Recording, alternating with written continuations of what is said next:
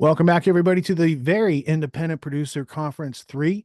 Today's next guest is John Bush, and he's an example of someone who can take an idea, put it down on a calendar, start getting people associated with the various activities to make it a reality, and then deliver it. And then he does this process over and over and over again, several times a year. So I wanted him to come here today and kind of demystify these things that we all participate in conferences, we go to seminars, we continue further education, all these sort of things goes on. But do we ever get a chance to go up on stage or to host an event ourselves and something that we're passionate about? And I thought maybe if John demystifies it for you, we're going to have more local everything on all the topics that are freedom related in the world that are important to us before it's too late, where they won't let us have such meetings in public with human beings anymore. So they're going to have robots, they're going to have drones, they're going to have a bunch of expressive rhetoric to try to keep us from getting together. I think it's important now more than ever to learn how to do it ourselves and not wait for other people to do it for us. John, welcome to today's event. Hey, thanks for having me. Always a pleasure. I always love talking business and success and mindset and getting stuff done.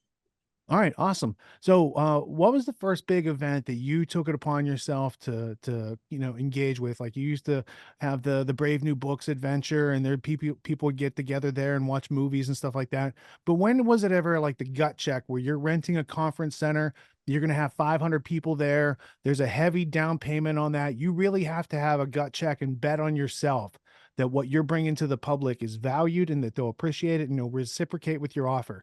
What was the big experience for you that you recall in your growth over the years?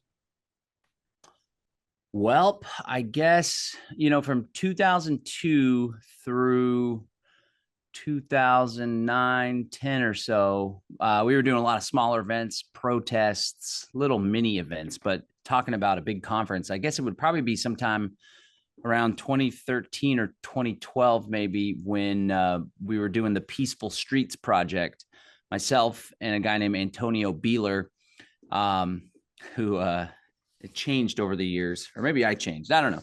Anyway, he got arrested. He got a felony charge against him because he went and filmed a police officer and kind of was giving them a hard time verbally about really harassing and roughing up this woman. And so a whole movement ignited behind that because he pushed back, he fought back, and we recognized that there's a ton of people that didn't have the resources or the chutzpah that he has, being a West Point grad. And that was the birth of this movement. We went to jail to protest, and we started interviewing all the people that were coming out of the jails. And there was a lot of broke folks from marginalized communities that we're like, wow, this is an epidemic here in Austin, every major city. Anyway, that was the birth of this Peaceful Streets Project. We did this first conference. We got like a free venue basically. And it was a smaller event. It was more grassroots, but there was 100+ people there, which was cool. And we had the idea to somebody donated some money, and we purchased 100 video cameras and handed them out to all the people to go film the police. Anyway, that was the first one. And then it came up for year 2. And that's when we wanted to take it big. Most of the burden was on Antonio's shoulders as far as financially. And we were partnering to put on the event, but he went ahead and was like, let's get it at the AT&T Executive Center, which is on the University of Texas campus. It was right across from the bookstore that I used to operate. And he was on the hook big time. And so it wasn't me directly, but I saw him come up short when the deposit was due. And he literally spent 2 or 3 days straight calling every single contact that he had, not even freedom people or police accountability people. He's calling everyone that he knew in his personal life. Anyway, we managed to pull it together. We had Bobby Seale, the co-founder of the Black Panther Party, speak at that event, and Radley Balco, who's a great police accountability journalist as well. So that was probably the first big conference, huge stage, high stake, and a lot goes into it. And there's a lot of risk, and very few people can run a conference and actually turn a profit. That is a challenge, but it can be done. Well, I mean, I think it's a reflection of, do you wait until you have everything lined up and you have your money saved and then you do the thing? Or do you decide to do the thing, and along the way, you meet the people who help you figure out how to get it done? And even though a lot of conferences don't make money, some of them are pretty good at coming close to breaking even, which allows them to keep having conferences. So it's not about like any of these things are rock star events. It's like, can you get the first one to fund the next one to fund the next one so that we can keep freedom alive in our lifetime? And so for you, what's the gut check like when you have to make that decision and say, we're going to do this. I don't know how we're going to do this, but we're going to figure it out along the way. Sure. Yeah, you bring up a good point. The very first action to take is making a commitment to yourself that we're going to do this. And if you could tap into this mindset of certainty, this is something I learned from Tony Robbins way back in the day that really resonated with me. He's like, you just become absolutely certain that something's going to happen. And what you'll find, a la the law of attraction, is that the universe begins to conspire in your favor. So you make But that you have to commitment. take action. That's the secret that they don't tell you. Sure, sure. They don't. That's the secret. They don't tell you in the law of attraction. That's right. That's why I say woo alone won't bring success, but it's woo plus work that will bring success. I actually ripped that off from somebody. I don't remember who it was, probably some marketing conference. But yeah, you make that first commitment. And then if you're totally committed to making it happen, then you're going to take the necessary action and reach out to the necessary people in order to do so. A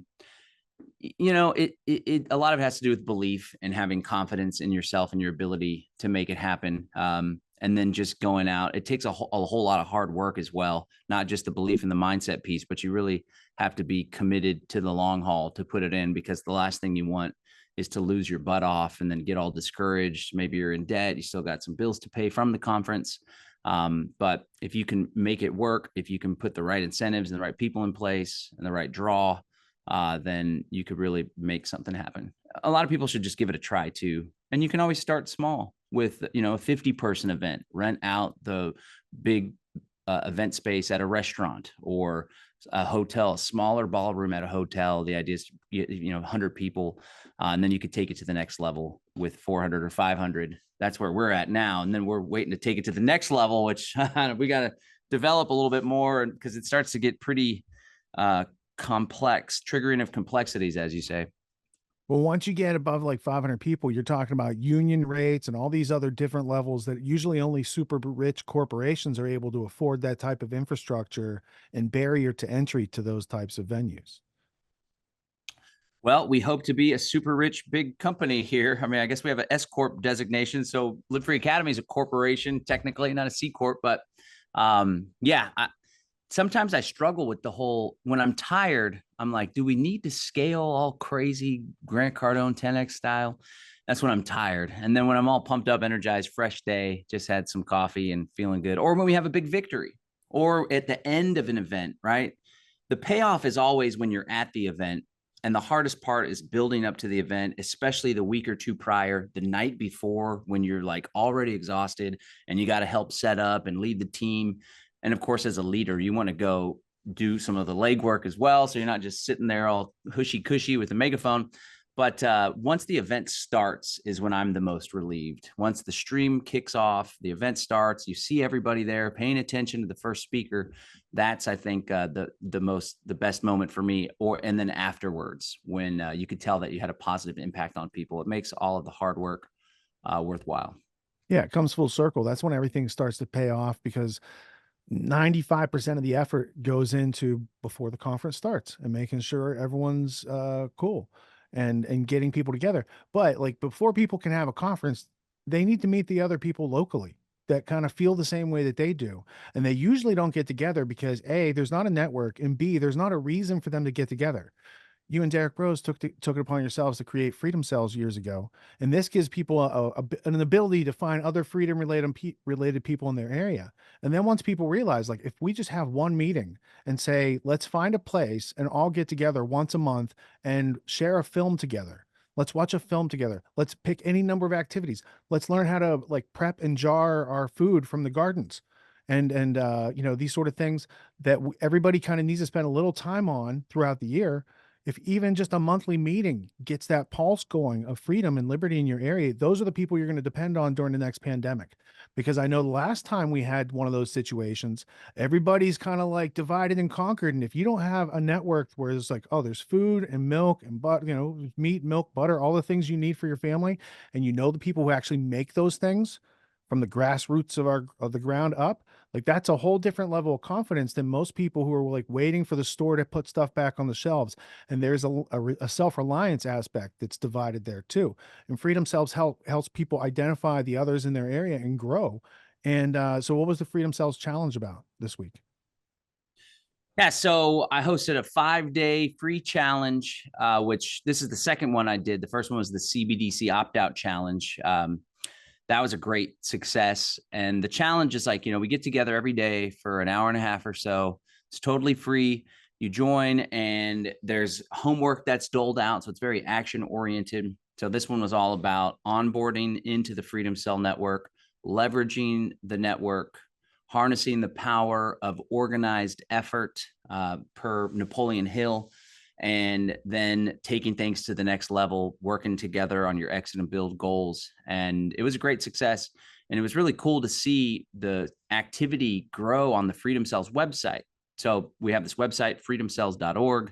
It is a tool really to help people onboard into the network and find other people in their area. There's a map function that you can utilize. There's cells. There's a map of different groups that are available. There's like a marketplace, Agora as well.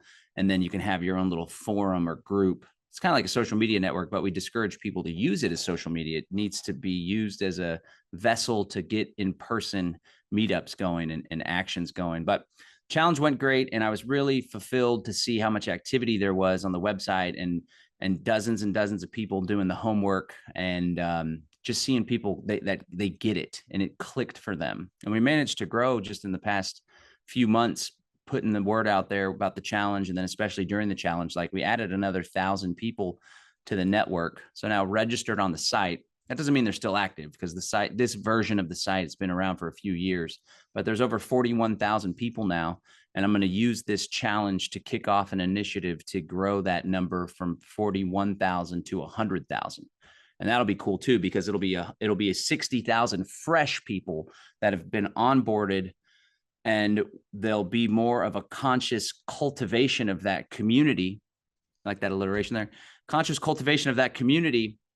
So we can clear ourselves of coercion, and people will be motivated. There'll be things to do, and it'll be more active. So I'm really excited to see how much impact this can have, especially as things get more crazy and treacherous. And one more thing, we just experienced that giant AT&T outage, and I actually woke up, and the first thing that I saw was a message from another Freedom Cell member that's here east of Austin in this rural area that we live in. She's like, "Is everybody's internet or is your phone service down? Mine's not working." That's where I heard about it first before hearing anything on the news.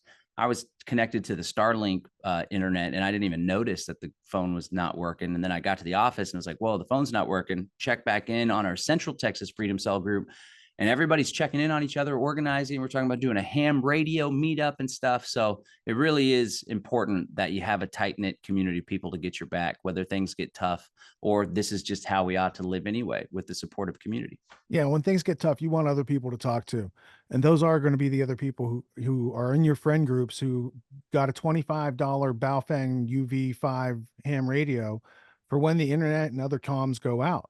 And if everyone just brings 3 friends to Freedom Cells, then you have, the start of your seed group. Start getting together, right? It's not that complicated. And the people who might have been on there for years and there wasn't enough activity in their area, now reach back out to those people. Who else is in your area? Maybe they haven't been contacted by anybody with a plan of action to just start having a pulse and staying alive in these times. And I think that once people get in touch with that, like, meet up on a regular basis, and then they get a comprehensive conscious curriculum to go with that, everything starts to heal in our area, because they're starting to look at these areas that they need to be responsible. But they haven't been briefed or read in on these things, and they don't know how to do these things, but somebody in their area does know how to do those things. They're the specialist. They can come and show you how to do that thing. And everyone does little skill shares back and forth. And I think it's a very powerful project. But also in there, you mentioned your exit and build series, which has only gotten bigger. And it's about getting people out of cities and getting them out in the homesteads and tiny houses or big houses, whatever their budget affords or doesn't afford, figuring that you need to get closer to nature and your real food sources to survive, and figuring it out as you go along. Because not everyone's in an optimal situation where it's just like, "Oh, write a check and make it happen." Most people have a struggle going on, and then they're trying to make these life changes in the midst of that struggle. You guys come together and you help them with that in person several times a year in Texas. How's that? When's the next one coming up? The next one's May 17th, 18th, and 19th. That's the formal Exit and Build Land Summit 4 conference. And the 16th and 20th, there's going to be farm tours where people can actually go learn in the community. But something you hit on, I think is real important, just to go back to the last thought. Today and yesterday, I shared with the Freedom Cell Challenge participants that this whole cell concept it likens to a cell in the body where the individuals and then the other individuals make up a cell, the different components, right? And the network is the body as a whole. And the idea is if there's an attack on one system in the body, the cells can respond, but then they share information, an immune response for the analogy, with the rest of the cells in the body so as to ensure the health of the body as a whole. It's this information sharing kind of hive mind mycelium.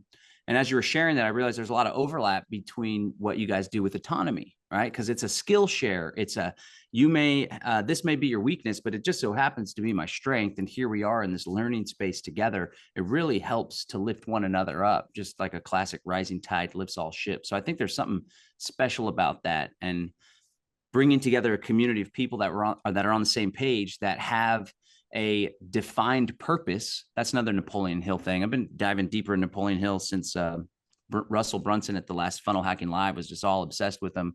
He talked about having a definiteness of purpose, a defined purpose, because without that, people are just going along like a pinball, bing, bing, bing, the latest conspiracy, the latest issue with their life. They aren't defining their own way. And then when you get together with other people that share a common purpose and you leverage the principle of organized effort, you can transmute desire into reality and make stuff happen. So there's nothing more powerful than having a mastermind, whether small or big, collaborating together. And that's one of the key things I really think is most valuable about what we all doing at Autonomy. It's like everyone's on the same page. We're all here to improve ourselves, to become more successful. Let's share some skills. Let's lift each other up. So that's super potent. Well, giving people like a sense of purpose and getting them goal oriented gives them plenty of reasons to say no to those distractions. And then everything kind of flows from there. And I think that Napoleon Hill and the idea of masterminds is another like super powerful skill source that people can tap into readily. And even just the autonomy students having the mastermind group among themselves every week, they find like they might be having like tax problems. So there's a tax expert or someone who's really well versed somewhere within a couple of those groups. So they're able to like reach out, meet new people, come to like a easy rapport because they're all in the course together. They all want to help each other and they share their best, what they're best at with each other. So that's also something that naturally happens at Freedom Cells. And all of this is both sides, Freedom Cells and autonomy. It's about decentralization of resources and our making our self-reliant groups and not being dependent on centralized authorities to meet our needs, because you see what's going on in Gaza. They want all of us waiting in tent camps for our next meal, hoping not to like have the authority smack us down. That's no way to live. And if we don't want that, we have to design of our own hand better decisions and better systems than what they're willing to give us, because otherwise that's what they've got for everybody. You know, I, like you said, with the goals, it makes it hard to give you can't, if you're going to achieve your goal, you can't shift your focus to other stuff. And a while ago, I kind of just consciously stopped paying so much attention to that, which I don't have control over. But this stuff going on in Gaza and Israel is so hardcore. I see you've been banging on it on Twitter. It's something that helps to motivate me, and it's intertwined with all this X and the build stuff we do, because the goal, my definite purpose, is to create an environment where we can self-govern and we can opt out. We can exit the government. We can no longer pay taxes. We can no longer pay tribute.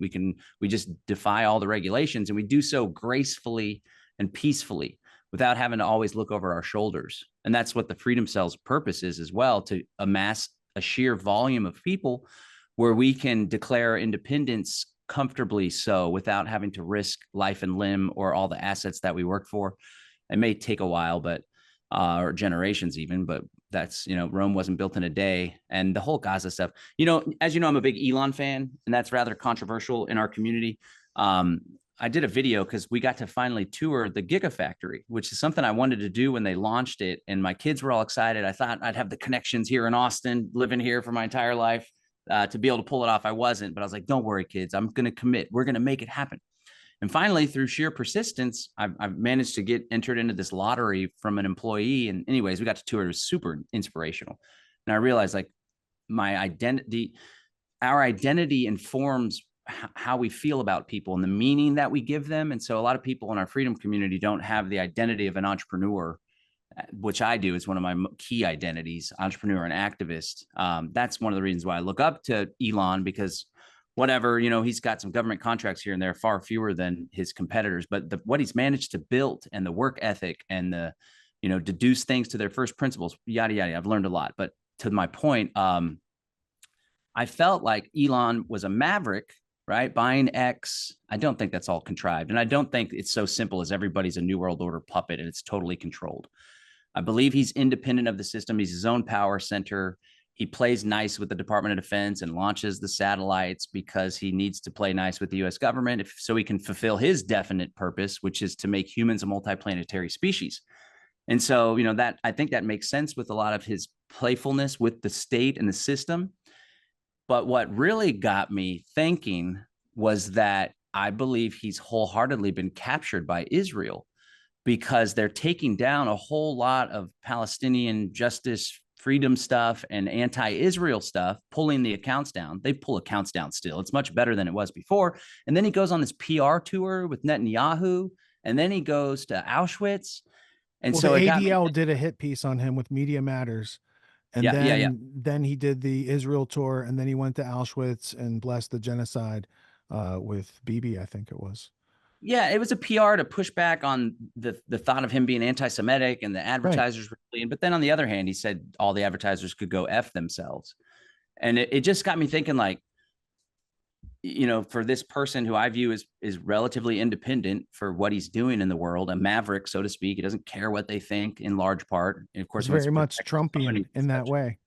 For sure. But then for Israel to just come in and be like, no, son, that's not going to fly. You can talk smack on them. You can talk about COVID truth. You can tell the advertisers and Bob Iger to go F themselves, but you're not going to allow people being critical of our country and what we're doing in Gaza. So I don't know, man. Israel, I've never been one of the Israel controls it all guys that are in our community, of course, but I do think that I underestimated how much influence they have over world events. And I think it's a brilliant use of the Streisand effect, that they are just showing it all right now. And with all the censorship of everyone trying to speak out, I felt that whatever platform I have, I can use it right now to speak truth to power and give people the intellectual self-defense of, here's the Israeli founders in their own words talking about what people deny today is going on. This has always been the plan. And there's a ton of history. And I've published for the past like 12 weeks, 13 weeks, hundreds of hours of, articles of evidence that are outside the official narrative, any one of which could like save lives if widely circulated. So I keep trying, and I'm glad that at least you get to see some of them on Twitter. Yeah, it's just though, like, I get the whole truth thing and sharing the information. Obviously, that's a point, and people need to have information to even quote unquote wake up in the first place. But I feel like it's not enough, and it's obvious. Like, our little ragtag freedom community isn't going to go toe to toe with this nation of Israel or even the United States government, for that matter. I just take like my actions without expectation of winning. It just needs sure, to be sure, done, sure. and I got time to do it. But I I just feel also, like on the flip side, I like when I go on to Twitter and I see inspirational quotes, entrepreneurial quotes, you making your offer to the public. I want to support that and get that out there too. So yeah, I'm not yeah. all doom and gloom on the Twitter. I like to I support my hear you. colleagues when I see them like, hey, they're paddling in the right direction. Let's give them a hand. I want to leave a legacy to our children and children's children where at the very least, we aren't forced to fund this bullshit. That'd be great. That'd be great It's, because a lot of our it's tax hardcore. dollars have been Yeah, going there. it's yuck. Anyway, all right. You were asking about the land summit, and we got off on Israel and Elon. That's reality. Yeah. Yeah. Yeah. Exit and build land summit. So, it's all part of the mission. My definite purpose to create an environment for self-governance, peaceful self-governance. So the exit and build land summit's a big piece of that. we got to pick our battles. And strategically speaking, I do not know that there's any major city in the United States or across the globe, major city as in like 800,000, 500,000 or more, that we can like turn into some bastion of freedom or liberty. That's where the smart cities are going to be implemented. That's where the COVID hysteria was most prevalent and impactful on people's freedom. But out in the country, I tell you what, I remember going to my ex-wife used to live 3 hours away in north of Houston. And, we had split custody. So we would be meeting, and I enrolled them in a sweet private school that was really like-minded. And I would take them on a few days out of the week, but we would meet like every other week or week and a half, halfway in between Austin and this city north of Houston. And I remember during the COVID stuff in Austin, obviously everybody's freaked out wearing masks, although the school they were in was never hip to it. In fact, the school they were in sent out an email to the parents and said, if you've vaccinated your children, please keep them home from school for a week. And I was like, yeah. Anyway, driving out of town, the further you got away from Austin, the fewer masks you would see when you'd stop at the gas station and such. So it really is a different culture out in the country. It tends to be more conservative.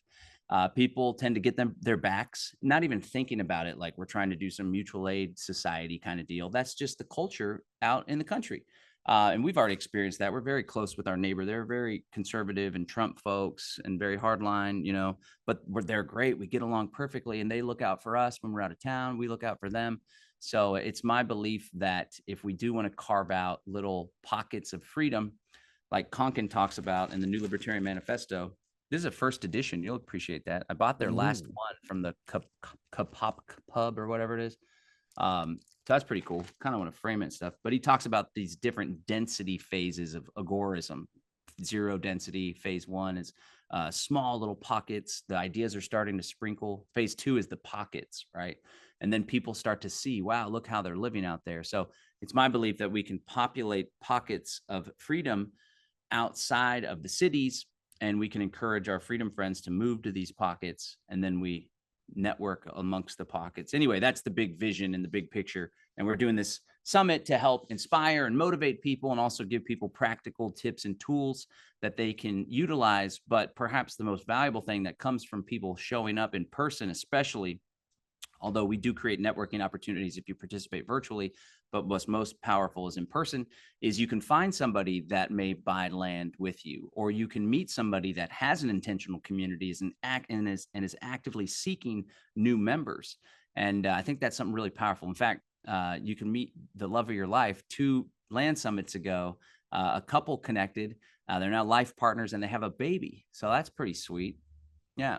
That's what the Exit and Build Land Summit's all about. We'd love for folks to come out and join us. I think speaking of conferences and putting them on, I think we've really dialed it in. And it's something special, very professional, very enjoyable. The food that we serve during the conference is sourced from the local farms that you get to tour on day 1 and day 5. So we've put a lot of thought into making this a very powerful experience.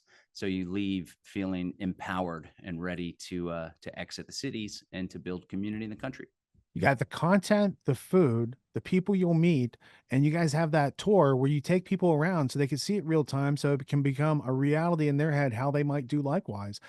And they could probably also bump into some people who have land, or, you can, it's like people know people there, and then you meet those people in reality, and you don't need like the realtor and the bank and all these other things in the way. You can, do deals among individuals. That's part of what Conklin was teaching back in the day. It's like, you don't need if you don't use their system, you don't have to go into their rules and their taxes and all these other things. There's other ways to transact with human beings, and we have an unlimited right to contract with each other. John, I thank you for making your appearance today and letting people know that they can do likewise and be successful, that this is their personal invitation to do so, because some people need that type of personal invitation. Where can people follow you, sign up for your next summit, all these good things? Because I want them to be able to make that connection in their lives.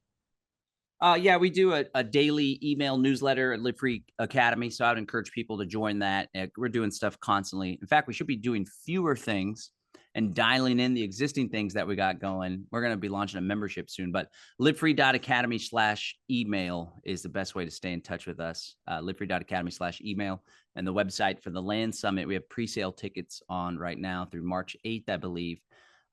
is exitandbuildlandsummit.com, exitandbuildlandsummit.com. And I always enjoy doing little interviews and coming on your summits and stuff with you, because I'm always trying to push people to focus more on self-development and success philosophy and entrepreneurship and goal setting. And it's just a relief. And I think we can take the conversation deeper when there's two people that are on that level, because, there's a different understanding of the world and a different confidence that comes with being able to live a life that you want to live, because you're in control.